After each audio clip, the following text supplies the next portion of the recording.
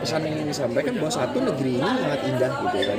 Kedua, bahwa kita bertualang, sebenarnya yang saya lakukan itu saya ingin lebih, jadi prinsip sustainable atau zero waste itu kan tidak berakhir menjadi sampah, namun mampu mengolah kembali untuk kebutuhan, untuk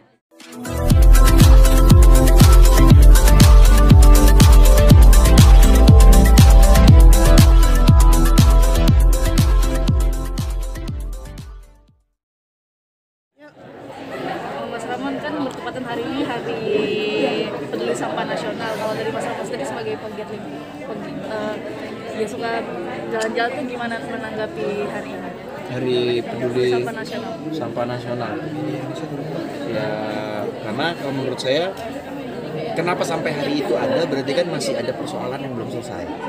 Artinya Hari Peduli Sampah Nasional, harusnya di tahun-tahun ke depan sudah tidak ada lagi Hari Peduli Sampah. Artinya semua orang sudah dengan sikap yang baru, dengan perilaku yang lebih baik, sudah lebih mampu mengkonversi semua barang hingga tidak berakhir bernasib menjadi sampah. Dan even walaupun menjadi sampah pun masih bisa kita gunakan. Jadi prinsip sustainable atau zero waste itu kan tidak berakhir menjadi sampah, namun mampu mengolah kembali untuk kebutuhan, untuk dapat bertahan hidup si pemakainya gitu. Nah, kemudian Mas Ramon sudah lama vakum di dunia acting. Seperti apa sih Mas kalau ketertarikan di dunia berpetualang seperti itu? Gimana pertanyaannya? Mas Ramon kan udah lama vakum di dunia acting nih. Nah, awal ketertarikannya berpetualang berbagai negara, kemudian peduli lingkungan seperti apa Mas? Sebenarnya kalau dibilang vakum sih enggak ya Mas. Saya baru pulang syuting jam 4 pagi, makanya matanya belok gitu kan. Jadi kalau kegiatan bertualang malah kebalik, saya lakukan lebih awal.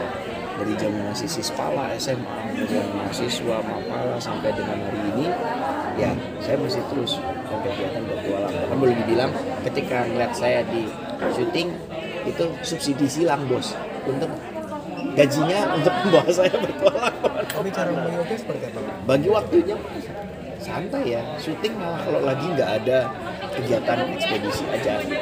Januari dari saya syuting dari Desember kemarin, lagi ada ngerjain project Desember, Januari, Februari. Karena kan memang situasi cuaca kalau di Indonesia lagi sedang tidak menentu, maka saya syuting gitu. Nah, ini beres, minggu depan saya udah mulai berangkat lagi kemana-mana. Jadi tinggal ngatur waktunya ya. Saya nggak pernah target, jadi apa ya istilahnya, ya bersyukur aja besok yang datang apa duluan gitu. Beberapa kali terlihat di luar negeri Mas untuk berpetualang. Awal itu di negara mana Mas? Boleh ceritakan? Awal apanya nih? Ke luar negerinya berpetualang itu. Wah itu dari kecil Mas, keluar negeri Mas. Awal mula, kalau tanya pertama kalinya ya berarti dari kecil keluar negeri. Awalnya dari Asia mungkin? Asia pasti. Asia dulu, lama-lama makin gede, mulai negara tetangga yang lain dan benua yang lain pada akhirnya alhamdulillah. Ketika keluar negeri itu awalnya pengen ngapain sih Mas awalnya?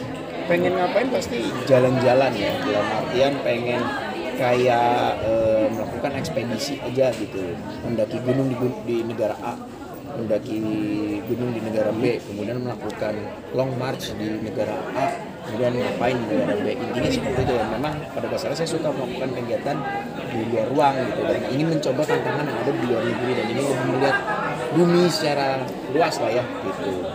Mas, kalau di Indonesia itu ingin belajar kemana lagi sih yang belum terpenuhi bisnisnya? Saya alhamdulillah sudah pernah mengelilingi Indonesia dalam tempo 1 kali tembak, dalam artian 6 bulan tidak pulang. Tapi tetap kembali lagi, negeri ini terlalu luas ya Mbak. Maksudnya lo nggak akan pernah bisa mengkhatami negeri ini. Jadi saking luasnya negeri ini, bahkan saya bisa bilang bahwa hidup 1 kali saja tidak akan cukup untuk bisa mengelilingi negeri ini gitu. Jadi kalau bilang masih banyak pastinya. Kalau tempat yang paling ingin banget dikunjungi apa Mas di Indonesia?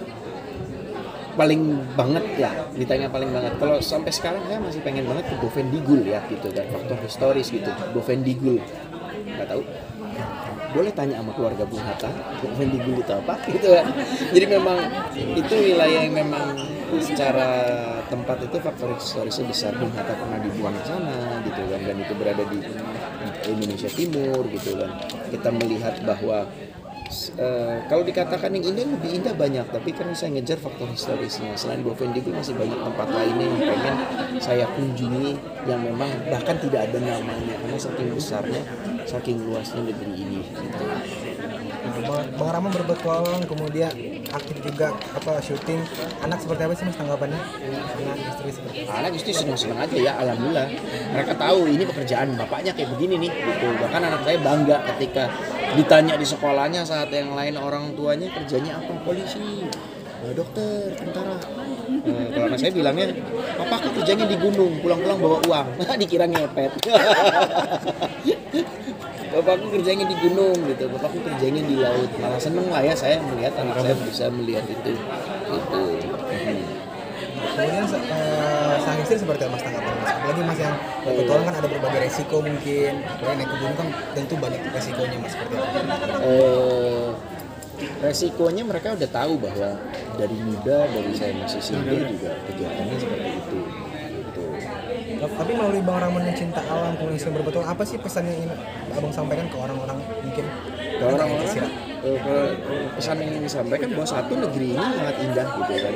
Kedua, bahwa kita bertualang sebenarnya yang saya lakukan itu saya ingin lebih mengenal diri saya juga gitu. Selain mengenal diri selain lebih mengenal negeri ini, saya juga pengen lebih mengenal diri saya sendiri dengan cara saya bertualang tadi gitu kan. Semakin jauh perjalanan saya berarti semakin dalam saya melihat diri saya sendiri.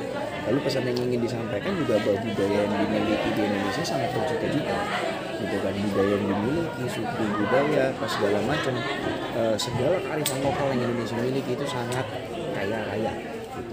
Itu yang ingin sebenarnya ditunjukkan. Jangan lupa ya di subscribe dan nyalakan lonceng notifikasinya.